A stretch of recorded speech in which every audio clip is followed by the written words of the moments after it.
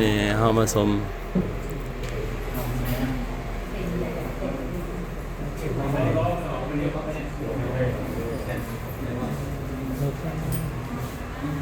มันเป็นพระแบบใดนี่พี่จังว่าอ๋อนี่บ่ม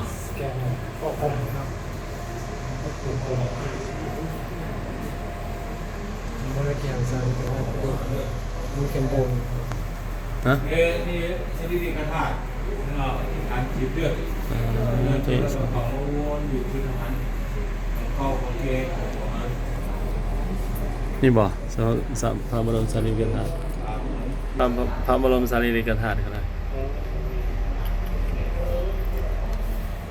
วันนี้เราเขียนภาษาอังกฤษเหมือนกันวันนี้มันไม่ได้เขียนแห่ไม่ได้เขียนกระดูกบูดาเฟิร์สผม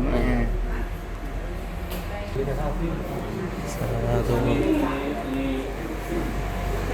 โอ้เขาจะเขา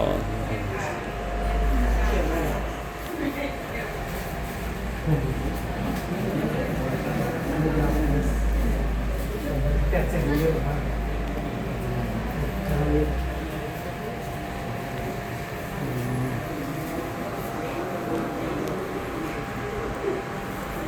เขาจะก่อนตูนเนาะอันนี้ทีมงานเขาจะเฮ็ดแบบโอ้ลึกลับเนาะแบบว่าเฮ็ดเป็นอันนั้นเว้ยให้เฮาส่วนนั้นนั่นแหละโอ้เนี่ยเนาะตำนานบอกกันหน่อยแม่นสองเรื่องสองน้องตะปุดเที่ยวตะปุษาพลิกาย อดของขึ้นอันนี้ มันตะปุษาพนิกาได้นี่แม่พ่อข้า2 คน ตัวเจอไหนไปผมพระพุทธเจ้าละผมแม่เจอได้ฟังธรรมะ แล้วผม แล้วเป็นเอา ก็จะดี อาจารย์กันเล่าไม่เศร้านี่เด้ เทวดามาจอดไว้เห็นไร เทวดาที่เป็นญาติกันแต่ก่อนทำไมหาเทวดาซี่ไปหาเทวดาพระเจ้าที่แบบพระเจ้า งั้นมาเส้นผมมันเป็นสารีกธาตุนั่น เรื่องอะไรกันวะ เส้นผม8 เส้นที่พระเจ้าดึง โอ้ แม่นบ่แม่นหั่นน่ะมันยังอยู่ เขียนแห่เป็นภาษาอังกฤษกับผม เส้นผมพระเจ้าใหญ่กัน เขียนเส้นผมไม่ได้เขียนกระดูก ง่ายหรอเส้นผมภาษาอังกฤษผมพระเจ้า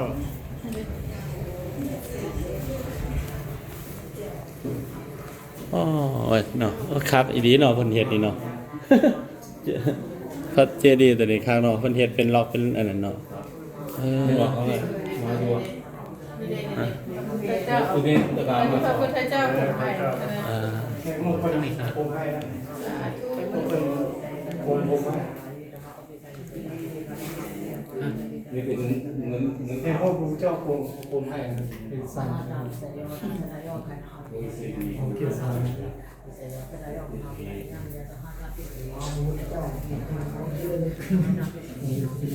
บุตดาเฟิร์ส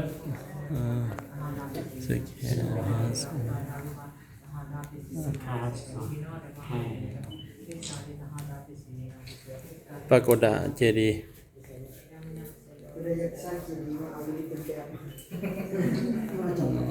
ขั้นตอนเนาะเฮ็ด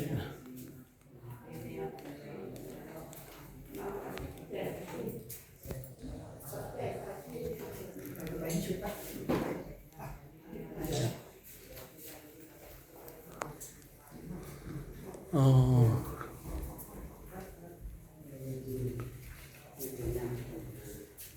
ตอนเดินเรือมาเนาะข้ามทะเลบ่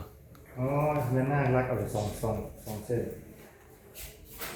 เงินหน้าลอยไป2 เส้นฮะ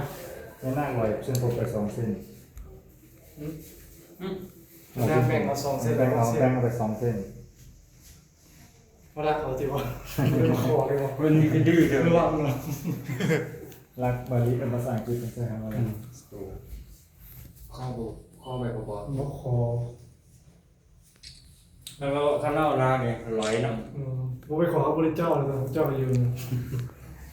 มันมีหลายเส้นเลย ำ แล้วยินดีเด้เพิ่นว่าจะได้อะไรนี่มาสร้างบ่ 2 เส้นแล้ว6 เส้น เพิ่นมาลัก เรือไปจอดอยู่ที่เมืองอย่างนี้เขาเป็นที่ อันนี้ได้ครับดื้อร่วง อีซิปอีซิป เจ้าไม่รู้เลยผมไม่บอกว่า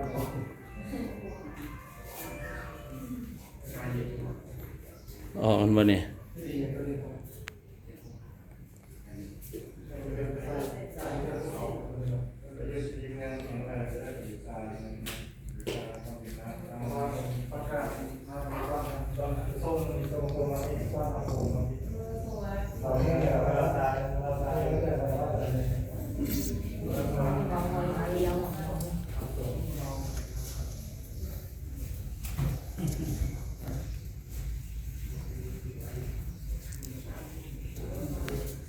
โอ้เอามาเจดีย์เป็นเมฆกับคักไว้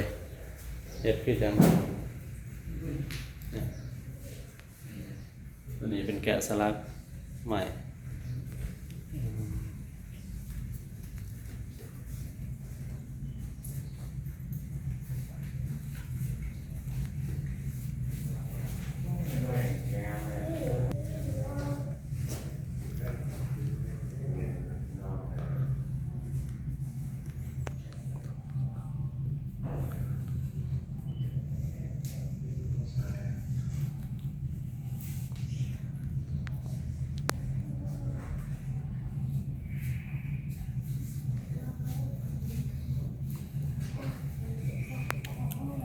อันนี้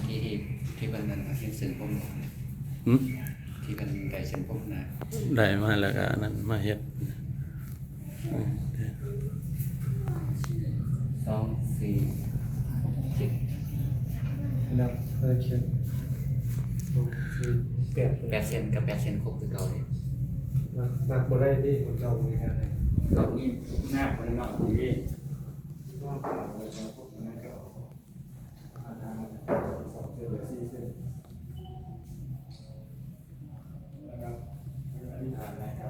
ข้างไม้ดีเลยแบบเส้นที่เขาราซาที่ถามมา4 เซนที่ออกไป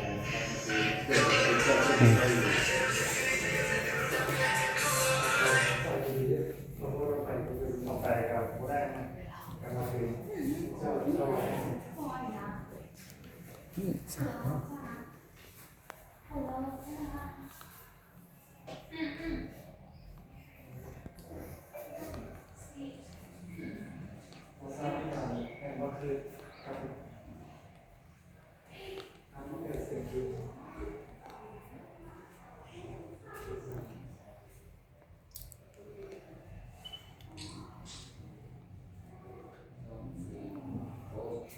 มันใส่ครบเส้น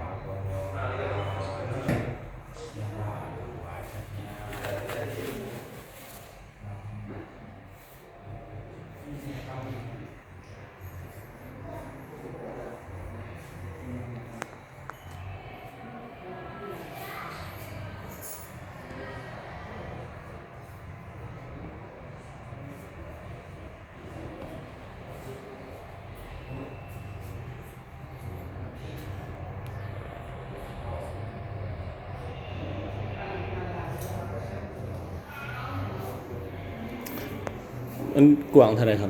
เจดีย์ตัวนั้นกว้างเท่าไหร่ฮะโอ้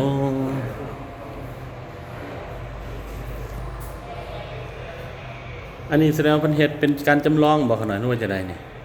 แท้เป็นสัญญาณ ฮะ เป็นสามแท้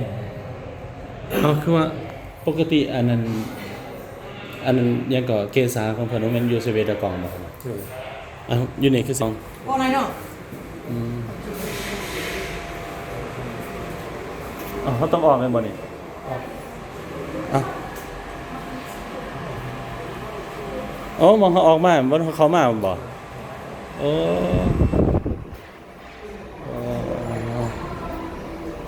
สิบเลยบัดนี้เฮา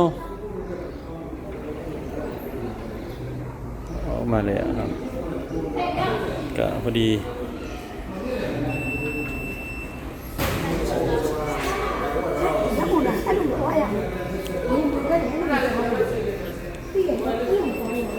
เจดีย์เพิ่น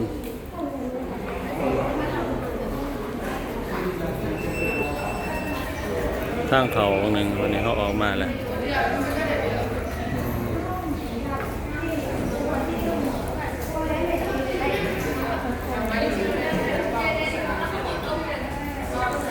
บัดนี้เฮาสิไปไสต่อหั่นน่ะ ไปทางเห็ดไปเรือกล่อง ออกเลยบ่ได้มื้อนี้เมื่อเลยบ่ไปไสเอาไปที่ซั่นน่ะเนาะ พาขอแรกไปเริ่มไม่ออก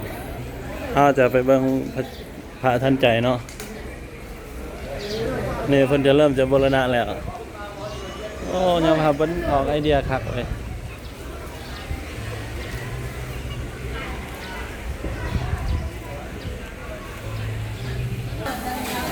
พระทันใจเหรอโยมหลายเนาะ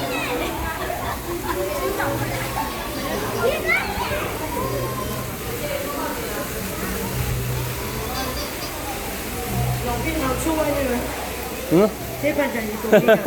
เข้าไปไว้เลย เขาไปบ่ได้ปะ ได้ ไปทางไหนอ๋อไม่มีตังค์ไม่มีตังค์ ไม่เป็นไรไปไว้เฉยๆมีต่างไม่ก็ทำดีไม่เป็นไรเข้าไปข้างในไปถ่ายรูปได้ ได้ถ่ายรูปได้เนาะ ได้ไม่ต้องกรีดใจ ช่วยหวาน อ๋อนี่เนาะพอทันใจปะเนาะ ถ่ายรูปได้หนูว่าจะทำก็ไปข้างนอกเลยถ่ายรูปให้ไปไม่ต้อง สบายดี สบายดี สบายดีลั่นน้อยพอชาย อืม ถามหมูนี่ทองเท ท้องแท้ได้บ่ ใช่นี่ไง โอ้ ประมาณ36 บาท 36 บาท ใช่ สาธุ คนละ ไม่ออก เปิดร้านทองเลย นั่นแหละไม่ออกลาหน่อยเนาะขอบใจหลายๆเด้อขอบใจ ใจด้วย หลวงพ่อดอกไม่ออกลาหน่อยเรามานี่เนาะหากะเห็นเรา